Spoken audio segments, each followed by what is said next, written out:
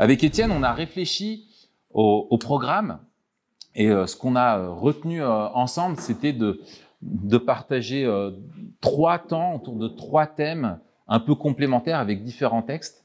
Tout d'abord, de réfléchir à dans quel monde finalement nous sommes appelés à connaître Christ. Quelle est la nature de ce monde et pourquoi la venue de Christ prend tout son sens dans ce monde tel que la Bible le décrit et comment est-ce qu'il fait écho avec notre culture aujourd'hui. Deuxièmement, quel est ce Christ que nous sommes appelés à connaître, et nous le verrons ça ce soir. Et puis, comment être un témoin de Christ dans ce monde. Voilà, dans quel monde nous sommes, quel est ce Christ que nous devons connaître et comment être un témoin de Christ dans le monde. Les générations qui nous ont précédés ont été convaincues que si on enlevait Dieu de l'équation, qu'on l'enlevait de notre vie, eh bien, ça nous délivrerait du carcan moraliste contraignant de la religion et qu'ainsi nous serions libres, enfin, de pouvoir nous épanouir pleinement et trouver tout ce qu'il y a de bon en nous. Convaincus que l'homme était fondamentalement bon, nous croyons pouvoir construire une société idéale sans avoir besoin de Dieu, une société meilleure. Nous avons donc tout misé sur nous-mêmes pour trouver le bonheur. Bon, est-ce qu'il est temps de faire le bilan? Avez-vous regardé les informations? Comment trouvez-vous notre société actuellement? Certains parlent d'une société en crise, d'autres parlent d'une société qui est sur son déclin. Et nous voyons, quand nous poussons la société sans Dieu, où est-ce que nous arrivons? Il y a quelque temps, je traversais un pont qui donne l'entrée dans Grenoble. Certains d'entre vous sont déjà venus à Grenoble? Oui. Ouais, bon ben voilà, c'est normal. Hein. Il faut passer à Grenoble une fois dans sa vie. C'est un pèlerinage. Hélas, en ce moment, on en parle beaucoup dans les informations et pas pour les bonnes choses. Mais quand on rentre sur Grenoble, il y a un pont qui est devant la Porte de France. Alors, vous avez l'Arc de Triomphe.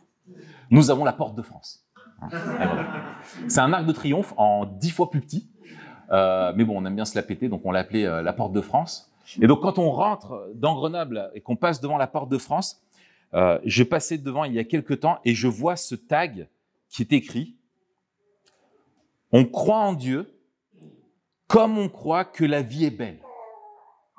On croit en Dieu comme on croit que la vie est belle, sans preuve formelle. » On croit en Dieu comme on croit que la vie est belle, sans preuve formelle. Cette phrase, à elle seule, fait la synthèse du désenchantement d'une société sécularisée. On croit en Dieu comme on croit que la vie est belle, sans preuve formelle. Pourtant, quand on regarde par rapport au siècle passé, aux générations passées, nous vivons avec un bien plus grand confort.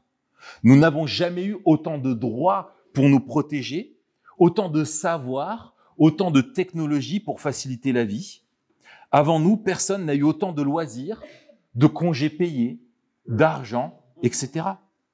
Malgré tout cela, on ne croit plus que la vie est belle. Nous ne trouvons pas que cette vie soit belle et l'avenir nous fait craindre le pire. Et nous sommes toujours dans cette quête de sens, de solution et de bonheur. Bref, on croit en Dieu comme on croit que la vie est belle, sans preuve formelle. Alors, comment vivre malgré tout dans un monde qui ne peut nous satisfaire? Comment trouver sa satisfaction dans le monde? Eh bien, c'est pour répondre à cette question que Dieu nous a donné le merveilleux livre de l'Ecclésiaste. Alors, on a lu le texte, mais je voudrais vous donner quelques éléments sur l'Ecclésiaste. L'Ecclésiaste fait partie dans la Bible de ce qu'on appelle les livres de sagesse. Il y a les psaumes, les proverbes, le cantique des cantiques, Job, et nous avons l'Ecclésiaste. Alors, quel est le but de ces livres de sagesse? Pourquoi Dieu nous les a-t-il donnés? Dieu nous a donné les livres de la loi. Livres de la loi nous rappelle les commandements que Dieu a donnés à son peuple et quelle alliance il a scellée avec lui. Il nous rappelle d'où nous venons, sur quoi repose notre relation avec Dieu. Nous avons les écrits des prophètes qui, eux, sont tournés vers les promesses de Dieu et les rappellent aux conséquences de la désobéissance. Ils sont tournés un petit peu vers l'avenir. Voilà, si vous continuez à vous éloigner de Dieu, ce qu'il va se produire. Les livres de sagesse, eux, sont résolument ancrés dans le présent. Comment vivre selon la volonté de Dieu? Elle tient pour acquis les commandements de Dieu, la littérature de sagesse, mais veut nous faire réfléchir à leur application au quotidien. Et l'Ecclésiaste a cette fonction particulière de nous dire, si la loi de Dieu est la règle, comment utiliser une règle dans un monde où rien n'est droit? Comment on fait? Comment on fait pour utiliser la règle dans un monde où rien n'est droit? Le terme de l'Ecclésiaste peut être traduit par le prédicateur de l'Assemblée. L'auteur nous présente donc quelque chose de précieux sur lui. Son approche est pastorale. Il veut nous transmettre de la sagesse pour nous aider à mieux vivre dans un monde complexe. Le message de l'Ecclésiaste est l'un de ceux qui nous rejoint le plus dans notre expérience, mais qui, paradoxalement, est l'un des messages que nous avons le plus de mal à saisir ou à accepter ou qu'on comprend le moins. Beaucoup des paroles de l'Ecclésiaste nous troublent, nous dérangent.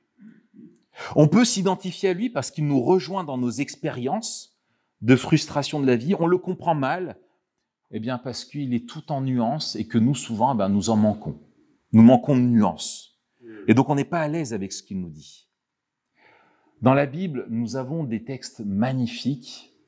Et un auteur, je me souviens, comparait, par exemple, le livre d'Ésaïe à une immense fresque, un immense tableau de Léonard de Vinci ou de Raphaël ou Michel-Ange, des grandes fresques comme ça, classiques. On regarde, on est impressionné par cette belle fresque.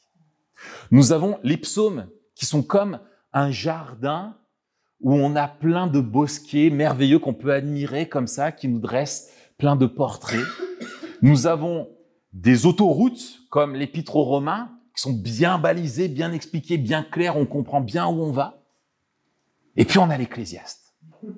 L'Ecclésiaste, il est plutôt comparable à un gars un peu louche, même très louche, qui se tiendrait au coin d'une ruelle la nuit, et qui dit « Viens voir, viens avec moi, je vais te montrer la vie, suis-moi, tu vas voir, par là c'est sympa. » On n'a pas envie de le suivre, on n'a vraiment pas envie de le suivre. Mais on doit lui faire confiance, parce qu'il nous amène à décrire avec réalisme la vie telle qu'elle est sous le soleil. L'Ecclésiaste observe les effets de la chute sur la vie humaine et souligne toute la complexité et les contradictions que nous vivons dans un monde qui est contaminé, pollué par le péché. En fait, certains commentateurs nous disent le livre de l'Ecclésiaste est un commentaire entier sur Genèse chapitre 3, qui nous décrit les effets du péché dans le monde. Et dans ce monde-là, l'Ecclésiaste nous raconte sa quête pour apprendre à vivre avec sagesse.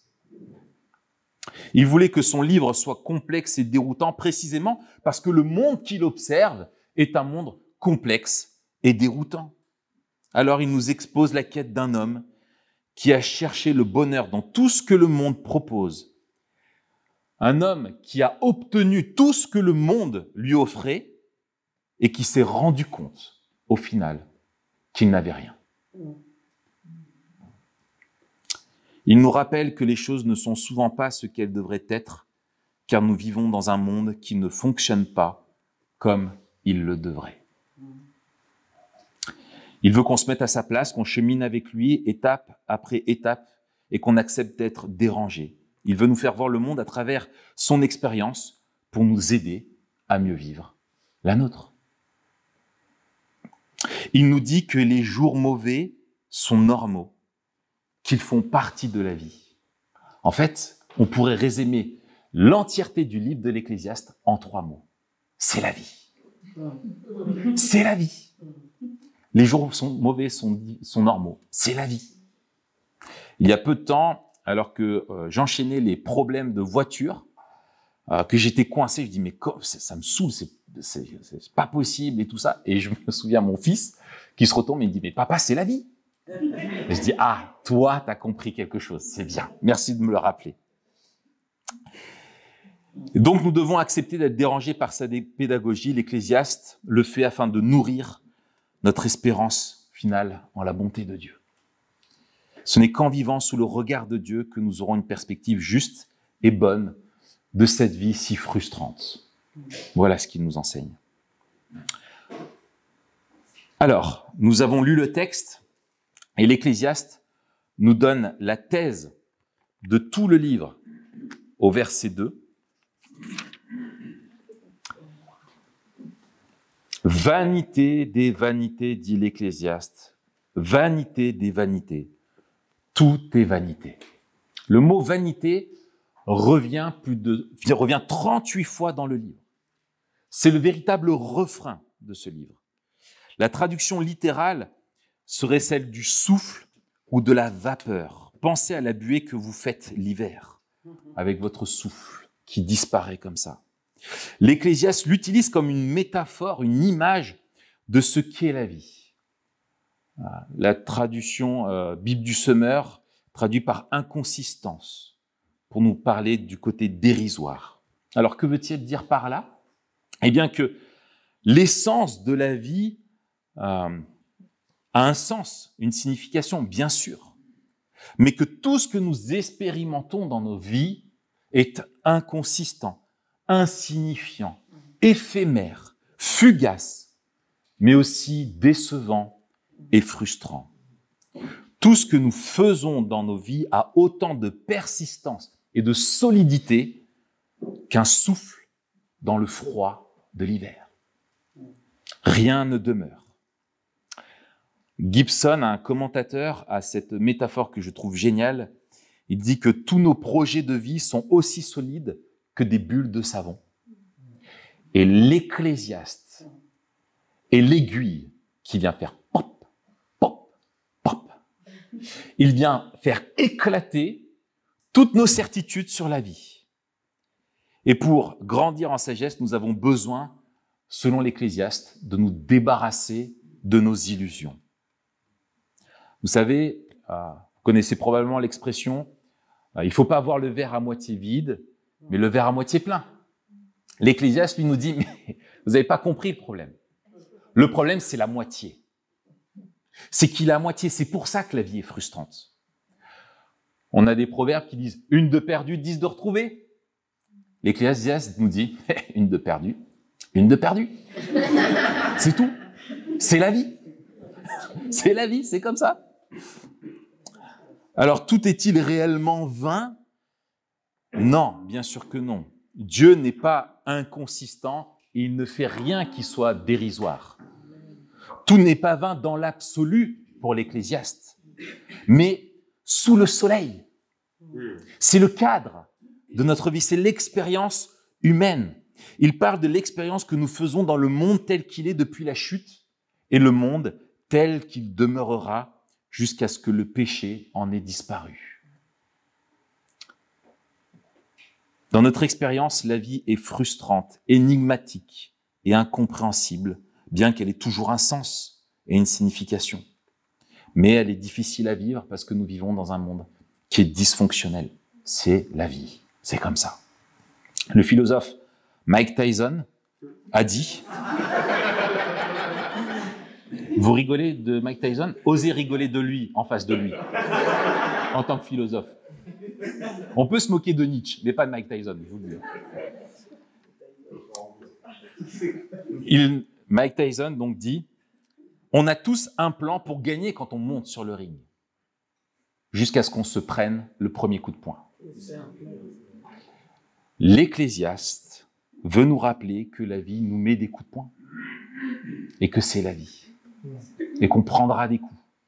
Et que face aux coups de la vie, face à la réalité, à la vengeance parfois cruelle de la réalité, eh bien nos idées, nos plans, nos projets vont s'effondrer. Suite à la question qu'il pose, au constat qu'il fait de cette vie remplie de vanité, il pose la question inévitable qui suit au verset 3. Que reste-t-il à l'homme de toute la peine qu'il se donne sous le soleil? En d'autres termes, quel avantage? À quoi bon? À quoi bon se donner tant de mal? Alors certes, nous retirons souvent des avantages à court terme de nos efforts. Un salaire à la fin du mois, un appartement plus propre quand on fait le ménage, une meilleure santé quand on se reprend en main. Mais ce n'est pas ce qui interroge l'Ecclésiaste. Il va bien au-delà. Il nous dit « Ce que vous pensez avoir gagné, obtenu par vos durs efforts, disparaîtra bientôt, comme un brouillard matinal. Et tous vos efforts pour conserver vos avantages n'y changeront rien. » Quel avantage? À quoi bon? En définitive, pas grand-chose. Tous les efforts que nous produisons ne peuvent nous extraire, nous arracher de notre condition humaine. Nous restons humains. Nous ne pouvons pas reconstruire l'Éden.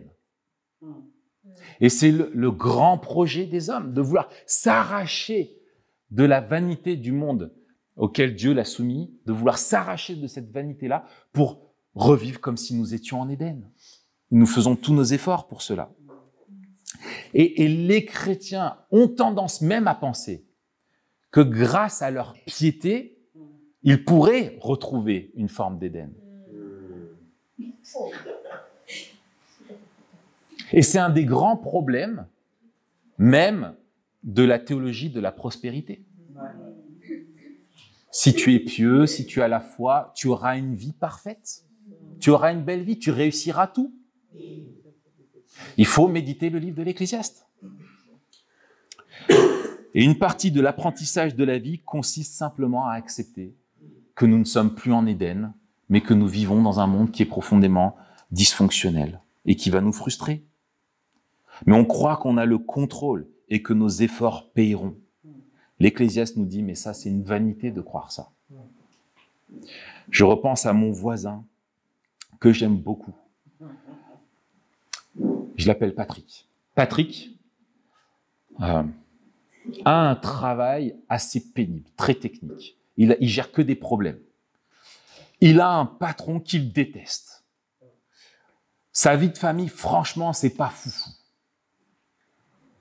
Mais Patrick, lui, il a une compréhension de sa vie, c'est qu'il dit, moi, je travaille toute l'année, je fais des sacrifices toute l'année, et il y a donc quelque chose qui est sacro-saint pour moi, c'est l'objectif de ma vie, c'est les vacances.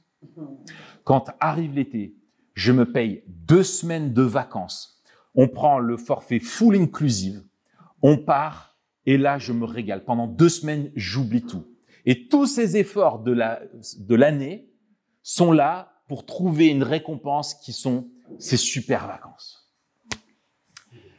Je croise Patrick, alors il partait dans le sud de la France, on se souhaite bonnes vacances, il était tout content, il disait enfin les vacances. Je croise Patrick, au retour des vacances, il est en train de décharger la voiture avec toutes les affaires et je le vois énervé comme pas possible. Là je dis, bah alors, comment sont passées les vacances, Patrick? Et il me dit, mais on a eu la pluie. J'avais réservé une chambre avec vue sur la mer. En fait, ils nous ont changé la réservation. Je n'ai pas eu cette chambre. C'était gavé de moustiques. On ne pouvait pas profiter de l'extérieur. Il y avait des moustiques partout. Ma femme, bon, je vous dis pas ce qu'il a dit, mais c'était terrible. Les gamins, le club des vacances était nul. Donc, du coup, on devait garder les gamins. Lui, il espérait ne pas avoir à s'occuper de ses gosses pendant 2 semaines.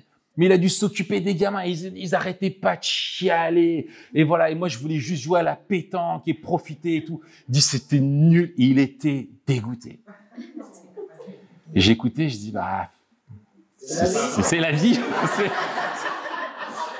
c'est comme ça. Mais pour lui c'est pas normal, parce qu'il est convaincu que s'il travaille, ce qu'il obtient il le mérite et ça doit bien se passer, parce qu'il a tout fait, il a choisi pendant des semaines, il a comparé sur les sites et tout ça, c'était ses vacances. Combien de chercheurs consacrent leur vie à un projet scientifique mais ne parviennent jamais à faire une découverte significative? On finit le médecin. Vous connaissez ça vous est déjà arrivé de finir le ménage de printemps et de casser une bouteille d'huile d'olive juste après? C'est la vie. Hein. On lit de nombreux livres, on suit de nombreux cours pour au final tout oublier. On travaille dur pour obtenir une promotion, mais être constamment surpassé par un collègue moins méritant. En 6 siècles, plus de 140 millions de livres auraient été publiés. 40 000 livres sont publiés chaque année en France, au moins. Tous ces auteurs se sont donné beaucoup de mal, des heures et des heures de travail et de recherche. Vous avez lu combien de livres l'année dernière? Et sur les livres que vous avez lus, combien vous ont marqué et de quoi vous vous rappelez de vos lectures? Pourtant, dites-vous, c'est peut-être certains auteurs, sur un paragraphe, ont passé une semaine de travail. Cette année, combien de maisons et de voitures ont été détruites en une nuit de tempête? Combien de châteaux ont été bâtis dans l'histoire que l'on pensait à l'épreuve du temps et qui aujourd'hui ne sont que des ruines? Tout à l'heure, Ryan rappelait l'exemple du Covid. La recherche a fait beaucoup d'efforts pour sauver des vies, mais au final, on meurt quand même tous. Une maladie peut perdre une bataille, mais la mort gagnera toujours la guerre.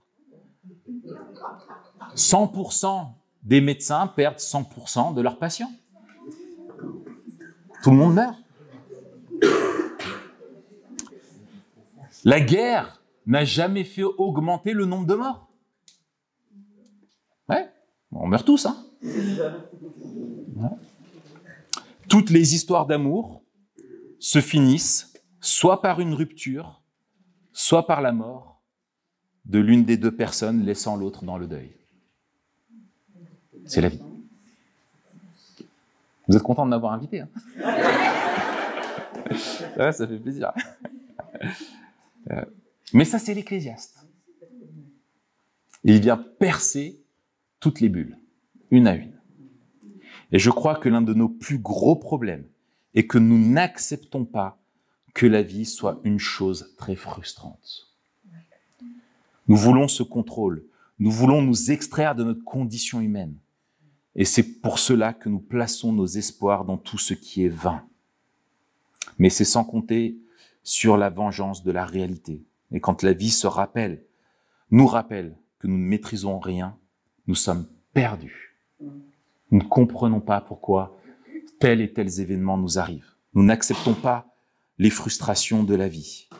Et je crois que c'est en partie pour cela que de si nombreuses personnes tombent dans les dépendances à l'alcool, aux médicaments, ou vont s'inventer une vie factice sur les réseaux sociaux, etc., parce qu'on veut s'extraire de cette condition humaine, de la dure réalité de la vie. L'Ecclésiaste ne veut pas nous dégoûter de la vie, mais nous enseigner quelque chose de précieux. C'est que si nous n'acceptons pas que la vie soit frustrante, eh bien nous ne deviendrons pas sages. Nous ne grandirons pas. Nous n'aurons pas la maturité spirituelle à laquelle Dieu nous appelle. Nous demeurerons des enfants qui tapent du pied quand ils ne sont pas contents de ne pas obtenir ce qu'ils désirent. Alors après cette question, l'Ecclésiaste illustre notre fragilité avec les cycles. Il va parler des générations. Au verset 4, une génération s'en va, une génération vient, et la terre subsiste toujours. Je suis un prédicateur on va faire le jeu, qui disait « Qui parmi vous se souvient de ses parents ?» Levez la main. Parents. Qui connaît ses parents? Levez la main bien haut, s'il vous plaît, si vous connaissez vos parents. Voilà. Qui se souvient de ses grands-parents? Gardez la main en haut. Voilà. Vous vous souvenez de vos grands-parents? Ok. Qui se souvient de ses arrière-grands-parents? Qui se souvient de ses arrière-grands-parents? Et voilà. Ça ne passe jamais cette étape-là. Jamais cette étape-là. On sera oublié. mais on pense pouvoir laisser quelque chose aux générations futures. Et quand bien même on réussit, on pense laisser quelque chose aux générations futures, quel avantage quand on est mort? Une fois qu'on est mort, on est mort. Ça sert à rien. C'est Kerry James, un autre grand philosophe, qui disait, ouais, peut-être vous avez l'habitude de gens qui citent Sartre, Nietzsche, tout ça, moi c'est un peu plus basique. Kerry James disait dans un de ses morceaux, j'aimais beaucoup la phrase, il dit « On est bête parce qu'on se bat pour savoir qui sera le plus riche du cimetière. » Ah, lui, il a médité l'Ecclésiaste. L'argent durement accumulé pour être légué sera peut-être dilapidé. La maison familiale détruite. Nos photos seront mises dans des boîtes par la génération suivante, dans les souvenirs, et la génération suivante dira « Bon, ça, on va les jeter. » Et nos enfants font simplement partie des générations qui vont et viennent, et tout ce qu'ils laisseront derrière eux sera également oublié.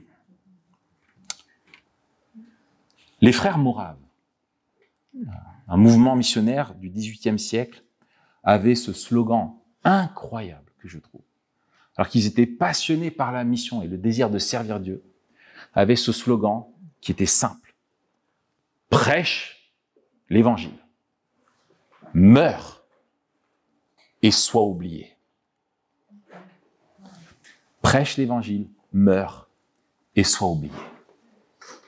Ils étaient conscients qu'ils n'étaient que de passage, qu'ils ne seraient oubliés comme tous les autres. Et ça les libérait pour vivre leur ministère. L'Ecclésiaste nous donne aussi les cycles du soleil, du vent et de l'eau qu'on a lus. Alors l'idée pour lui n'est pas de nous faire un cours de sciences et vie de la Terre. Il veut nous souligner que les cycles n'apportent qu'une répétition sans que cela ne change quoi que ce soit à la vie sous le soleil. Tout est cyclique, il n'y a donc ni nouveauté, ni issue. Alors on pourrait se dire, mais si, il y a des progrès médicaux, techniques, politiques, etc. L'Ecclésiaste, dans son livre, mentionne que lui-même a participé au progrès de son époque. Mais ce qu'il veut nous dire, c'est que ce qui ne change pas, c'est l'homme. L'homme ne change pas. Il n'y a rien de nouveau qui puisse briser le cercle de notre frustration et de notre insatisfaction. Aucune solution dans le monde ne peut nous soustraire à la vanité de ce monde. Le problème ne peut être la solution. Et les cycles montrent qu'il y a une chose qui demeure, nous demeurons insatisfaits et insatiables. Je lis le verset 8. Toute chose se fatigue au-delà de ce qu'on peut dire. L'œil ne se rassasie pas de voir et l'oreille ne se lasse pas d'entendre. Le comble du luxe de l'Ecclésiaste est devenu la misère de nos jours. Mais comme la mer qui se jette dans l'océan sans le remplir, comme le vent qui tourne en rond encore et encore, comme le soleil qui court dans le ciel jour après jour, nous n'arrivons jamais à la satisfaction. Nous pouvons regarder des séries encore et désirer toujours en voir. De la musique encore et désirer toujours encore. Et nous faisons tout pour échapper au cycle du métro boulot dodo qui nous frustre. On est convaincu que si nous réussissons telle ou telle étude, nous serons heureux. Que si nous avions telle augmentation, enfin nos moyens seraient comblés. Mais quand on l'aura, on en voudra encore une autre. Que si nous avions enfin ce nouveau smartphone, là, nous serions bien équipés. C'est le dernier dont on a besoin. Mais celui-là, qu'est-ce qui serait utile? On le justifie par tant et tant de raisons. Si nous avions le double des vacances, travaillions que 3 jours par semaine, nous aurions enfin assez de temps pour profiter de la vie. Si nous étions mariés, nous serions enfin satisfaits. Non. En fait, si je m'étais mieux marié, je serais enfin satisfait. À moins que ce soit en changeant de travail ou en optant pour une plus belle maison, un plus grand écran de télé, etc. Bref, que des bulles que l'Ecclésiaste vient percer, que la réalité plutôt vient percer.